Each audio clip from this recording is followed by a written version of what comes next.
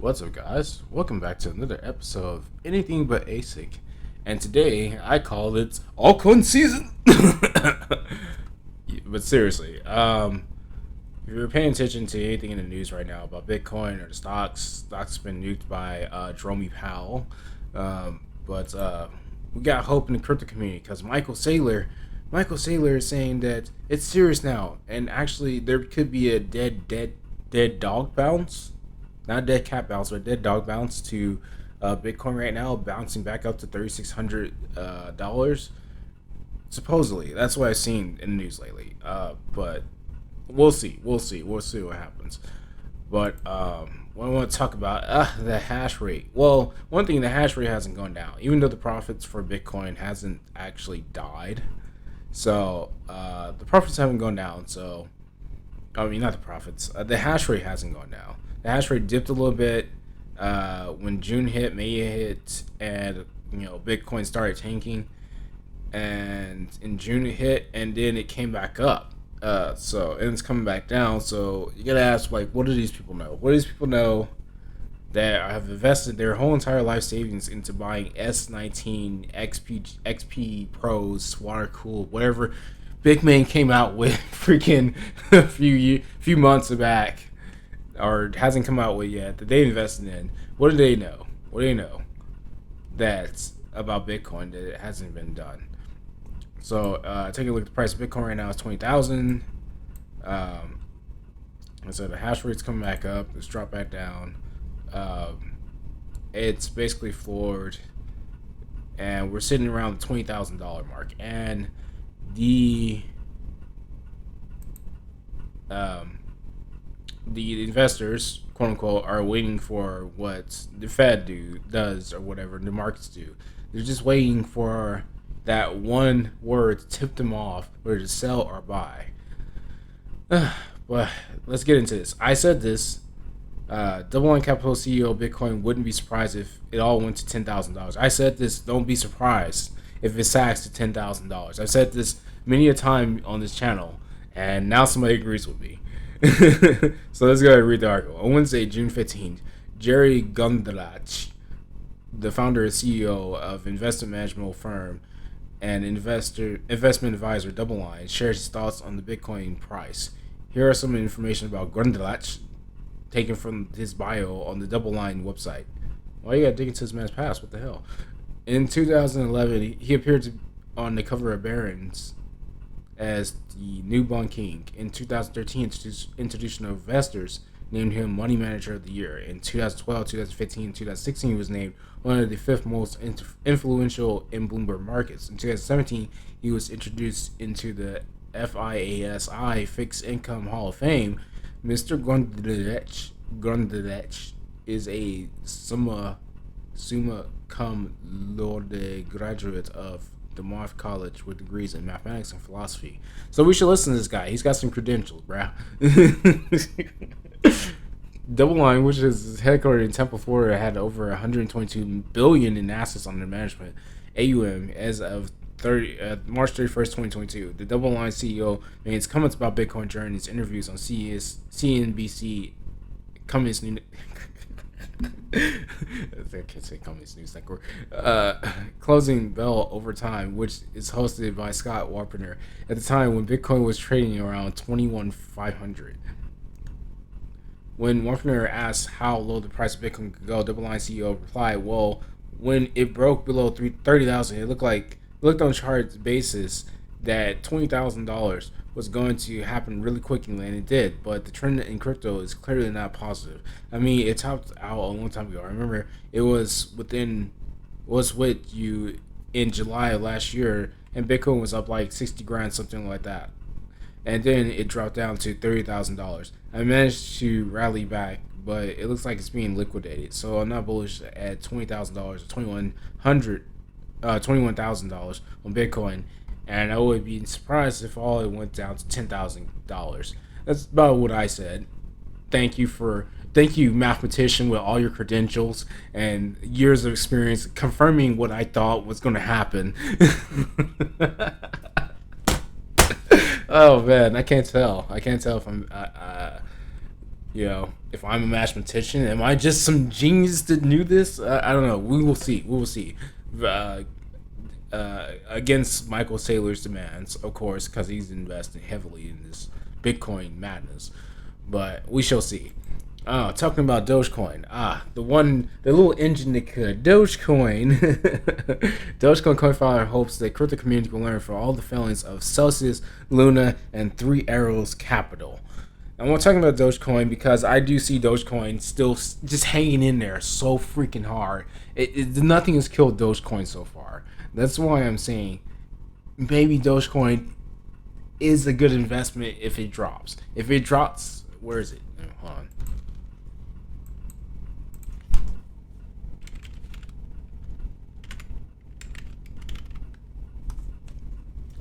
Get with me. It's at 5 cents now, and I think it was high for the markets. It was at like 17 cents. Probably higher than that. What was his all-time high about a year ago? 73 cents. So it's at 5 cents. Oh, this is the bottom. You should be buying. I know Dogecoin is useless and it's inflated at a freaking ridiculous price. It's infinite supply, but you know, this is maybe the bottom. I think this is the bottom. If you compare this on the yearly chart, about a year ago, yearly chart is 73 cents being the high. I really think this is the bottom. If it's still in the top 100s and people can see it on the charts as part of the top 100, I think people are going to be buying in, and you could become a Dogecoin millionaire. If Dogecoin pulls down to a penny, I'll be buying in. I'll definitely be buying in. If it pulls down to a penny, I might buy in a lot. But I guess with the inflation rate and how it is, and it's already being at 132 billion freaking Doge out there, I don't know. I don't know if I buy a few pennies of Dogecoin and it's please sir may I have some more price. Will it make a difference if I buy a million of them? I don't know. Maybe if it goes back up in the next bull run to $1 or so. I don't know. I don't think it can. With all the inflation, it's what 1,000 a day that's printed out. With all the inflation, I don't know. By the time we get 4 years out to the next bull run, will this actually be able to pump that high? I don't know. I'll see. Maybe in the short term pump, maybe in the next 90 days, you'll see Dogecoin pump back up as it is altcoin season back to like 20 cents. But I don't know about this big inflation and this being like the currency we want to use. Maybe Beam. I don't know. But anyways, we were talking about Dogecoin, right? Okay, I wasn't supposed to do that. Yeah, I know. Oh my God, what Dogecoin? Thank you, history. Dogecoin co-founder. Okay, Dogecoin co-founder hopes crypto community will learn from failures such as Luna and Three Arrows Capital. He's cautioned about the possibility for more financial turbulence ahead. Dogecoin co-founder Billy Marcus is optimistic that there are some valuable lessons to be learned here as a result of the hurdles being faced by crypto hedge funds and projects due to the ongoing bear market. Crypto community should learn from the failings of Celsius. Blah blah blah blah blah blah blah. Mr. Marcus, also known as Satoshi Nakamoto on Twitter, hopes that the crypto community will learn from the failings of Celsius. Geez, stop repeating yourself. God, you're just making filler. Assuming we have a new bull run after this crypto winter, could we all collectively learn from the failings of Celsius, Luna, and 3AC, and actually listen to people when they call out systemic risk instead of bullying people in silence because it helps short-term bags. Yes, we have to help short-term bags, otherwise the crypto community will never get like the hype it deserves as a freedom-making process.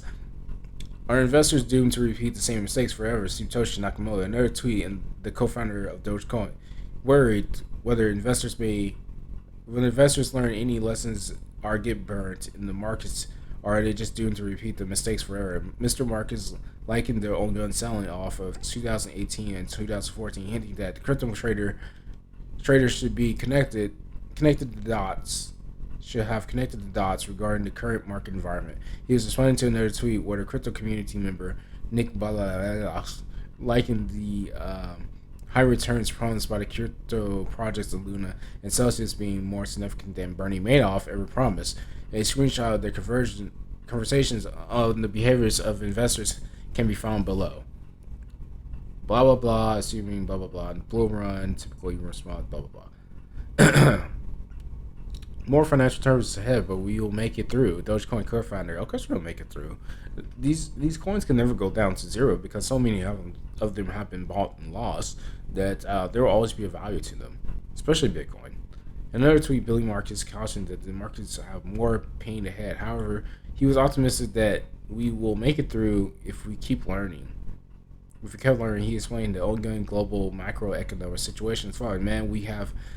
We've had an excessively dumb fast few years. Things are pretty mediocre right now, and we're going to hit some financial turbulence ahead, and it feels like, but we will make it through. Just keep learning, keep working on yourself, keep improving. No, pretty solid words. Honestly, pretty solid words for the macro of everything. Just hit the gym, bro, and improve. Oh, God. Just hit the gym, bro, and improve. Okay. We're talking about Russia. My AKB pun for Ukraine. Russia seems to be preparing to mine Bitcoin with flare gas. What the hell is... We're going to talk about some mining here, by the way, if you guys haven't figured it out. One of the world's largest producers of carbon emissions, Russia gas giant Gazprom's? Okay, I guess less German. Aims to reduce this carbon footprint by providing flash gas for Bitcoin mining. The Bitcoins. The Russian government continues to establish links with major players in the cryptocurrency mining industry despite staying skeptical about legalizing cryptocurrency trading and payments. You guys got Ethereum, like all of the hoo-ha, so I don't know what you're talking about. Russia's state-owned gas giant Gazprom Neft has entered into a partnership with BitRiver, the latest crypto mining coalition services supplier in Russia, providing hosting services in major crypto mining operations. Gazprom will provide BitRiver partners data centers with electricity generated from the associated petroleum and gas. The companies officially announced on June 16th as part of the corporation. BitRiver will be developing a digital infrastructure based on the oil fields that Gazprom provided crypto mining services from the flare glass. What the hell is flare glass? Gazprom first deputy CEO Vadim Yakovlev emphasizes that the business model of the Gazprom itself doesn't envision work with digital assets. The gas giant is rather aiming to optimize the use of energy resources to enable renewable energy by enabling new ways to benefiting use associated with petroleum and gas. He noted, stating, "Reducing our carbon footprint is essential component of Gazprom NEF ESG policy." Oh, here comes the ESG. The ESG, we love the going green for I hit the key. Oh my God. By combining technologies and competencies and partners, we create the best industry practices for the efficient and environment-friendly use of natural resources. Gazprom is one of the largest oil gas companies in Russia and is also one of the biggest gas suppliers for the European Union. The oil giant was reportedly ranked as the world's largest producer of carbon emissions in 2019, according to the announcement. Flare gas-powered crypto mining projects are especially relevant when working in the new oil fields that do not have any established gas transmission infrastructure. Another option is to set up such developments on remote oil fields in Siberian regions, such as fields that are associated with surplus electricity and unprofitable flare glass logistics. BitRiver co-founder Igor Runets noted that the new partnership with Gazprom is partly part of the company's ambitious plan to increase the total power capacity to 2 gigawatt in the next 2 years. The Russian government has previously considered a project to mine Bitcoin with associated petroleum gas in October 2021. The government says crypto miners assume 2% of the total electricity in Russia. Russia is a major player in global energy markets as well as Bitcoin and mining. The country was the third largest BTC hash provider BTC hash rate producer in the world as of August 2021, according to the Cambridge Bitcoin Electricity Consumption Index. According to the latest index update, Russia tumbled to the fifth spot as BTC hash rates declined to 8.6 ethahash in January 2022 from 13.6 ethahash in August 2021. Well, there you have it, guys. Damn. Russia is going to be mining with what's called flash gas. I never got my question answered. What is flash gas? Well, that'll do it for today. I just read this to say that I may just be right about that $10,000 thing, and the bride Diane.